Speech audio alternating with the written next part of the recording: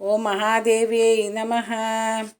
இன்றைக்கி நம்ம சௌந்தர்ய லஹரியுடைய ஸ்லோகம் 85 எப்படி பிரித்து படிக்கிறது அப்படிங்கிறத பார்க்கலாம்.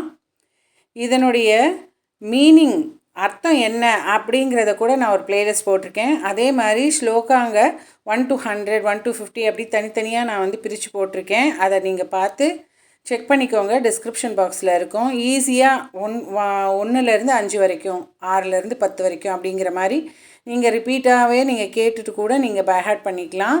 இல்லை அதை சரளமாக பாடவோ படிக்கவோ கற்றுக்கலாம். இப்போ ஸ்லோகாக்கு போகலாமா?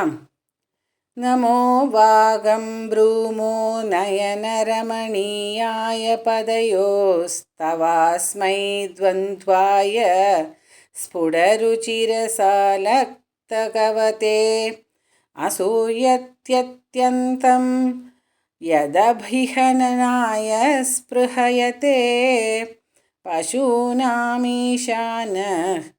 பிரமதவன கங்கேளிதரவே. இதை எப்படி பிரித்து படிக்கிறதுன்னு பார்க்கலாம். நமோ வாகம் ப்ரூமோ நயன ரமணீயாய பதயோஹோ. இங்கே பதயோஸ் தவாஸ்மைன்னு வருது. பதயோஹோ போட்டு தவாஸ்மை துவந்த்வாய ஸ்புடங்கிறதுல அப்பவை அழுத்தி சொல்லணும். ஸ்புட ருச்சிர சாலக்தகவதே அசூயத்யத்யந்தம் யதபிஹி அந்த பவை அழுத்தணுங்க. யதபிஹனனாய ஸ்பிருஹயத்தே அப்படின்னு வருது. பசூனாமீஷானஹ பிரமதவன கங்கேளிதரவே. இதில் எதையும் அழுத்துற மாதிரி இல்லை. இப்போ இதை எப்படி பிரித்து படிக்கிறது லைன் பை லைனாங்கிறத பார்க்கலாமா?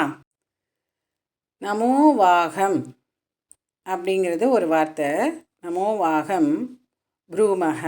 ப்ரூமோ நயன ரமணீயாயன்னு வருது. ப்ரூமஹ நயன ரமணீயாய பதயோஹோ தவாஸ்மை தவ ப்ளஸ் அஸ்மை த்வந்த்வாய ஸ்புட ருச்சிர சாலக்தவதே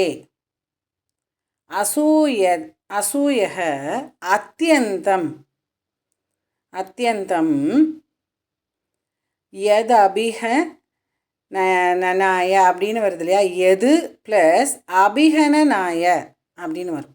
யதபிஹனனாயங்கிறத பிரிக்கும்போது எது ப்ளஸ் அபிஹனனாய அப்படி சொல்லி படிச்சிட்டிங்கன்னா உங்களுக்கு அது சேர்த்து படிக்கும்போது ஈஸியாக வந்துடும்.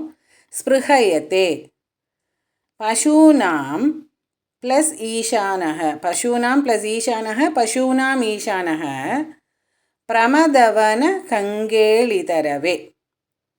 அது உங்களுக்கு ஈஸியாக வந்துடும்.